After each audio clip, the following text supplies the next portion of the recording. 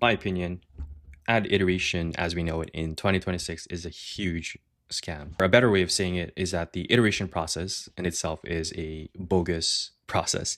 And there's a better way to do it. So just for context, like I've worked with almost like 100 creative strategists and creative teams for different revenue sizes. And it always comes back to building the iteration system for them, which is, the traditional empirical method where you start from the hypothesis, you test the hypothesis with an ad, you run it, you analyze it, and then you get the learnings. And from that learning, it would inform your decision for another hypothesis. And then the goal of all of this process is to get to this like holy grail of creative where you have the perfect hook, the perfect end card, the perfect body, the perfect avatar, and somehow create this perfect amalgamation Lego block of an ad that's just going to perform and take over 95% of your spend in the next 6 to 1 year, aka create the perfect ad. There's a huge problem with this traditional ad iteration of idea creation, launching, analyzing, and iteration, which is also called the empirical method, or scientific method is I think what they call it. But the problem with this traditional ad iteration process is that it assumes that people are purchasing in a vacuum. But the reality of everything is that when people purchase from your ad, it's likely not even because of that ad. Maybe that ad just pushed them, over the edge, or it could also be that misattributed that conversion.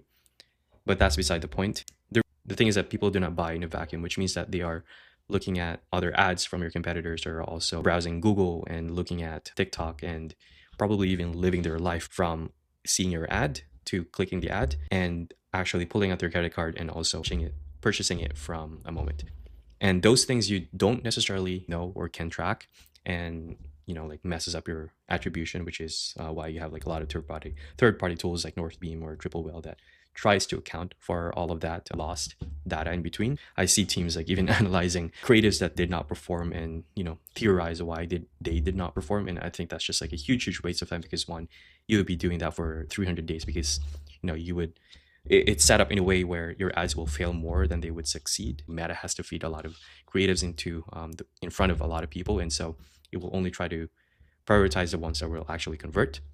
But because the decision making process of the customer cannot really be fully known in that span of time, then by result, the iteration process is really flawed, because you do not know why people purchase them.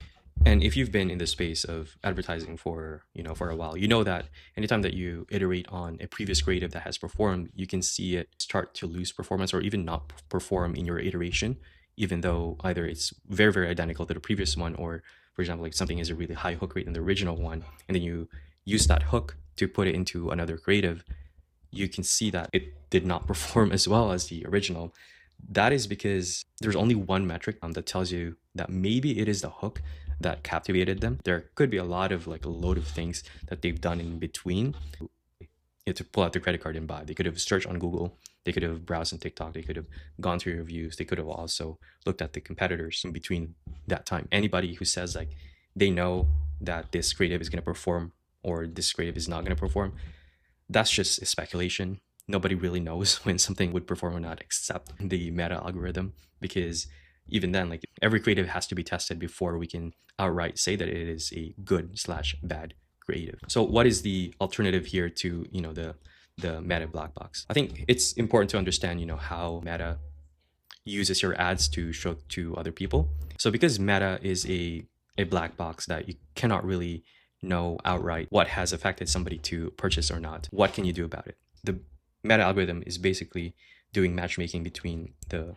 person who buys it and the actual creative itself, and it tests different creatives towards like different people. And so the worst thing that you can do is change little elements from on your creative and push it into the same people and think that they're going to convert if the hook is different or if the end card is different. The process right now is really simple, and that is creating a content system more than an iteration system. And here's what I mean by that.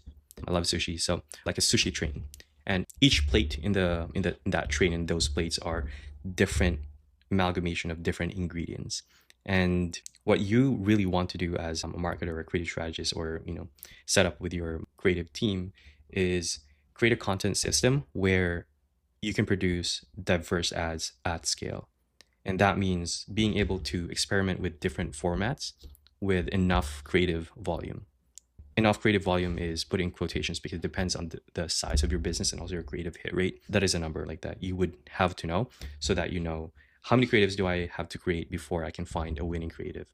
And unfortunately, if you have like really small iterations with your creative, as you do with the iteration process of changing the hooks, changing the end card, then all of that creative was just going to be bunched into one single ad. And so you would have 20 ads of very small iterations considered as only one ad. And I've seen actually different geography do this, and we were able to outpace their entire creative system by just producing 30 ads versus producing 300 ads.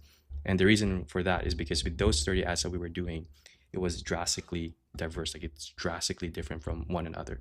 We would test podcasts with a different avatar, and then we would test street interviews. So we're treating it more like a content system over than an iteration process of trying to find the perfect hook, the perfect body, the perfect end card. So again, like treating it more of a content system instead of an iteration system.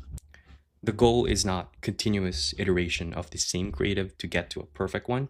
It is being able to resonate with as many people as you can within your cohort, within your niche. And that can be done by having as many at bats, aka different creative formats, as you can. We're getting into the era of being able to begin with the creative format as the genesis of the creative instead of the angle. In the past, you would begin with the creative angle and the hypothesis, but I think we're getting into an era where the creative format is more important than the message itself. The goal is being able to feed meta enough creatives that it can find as many people that are within your niche as possible. It goes back to being able to build a creative system that prioritizes creative diversity and volume over minimum iterations and analyzing every aspect of the creative. And I think, in my opinion, that's just a waste of time.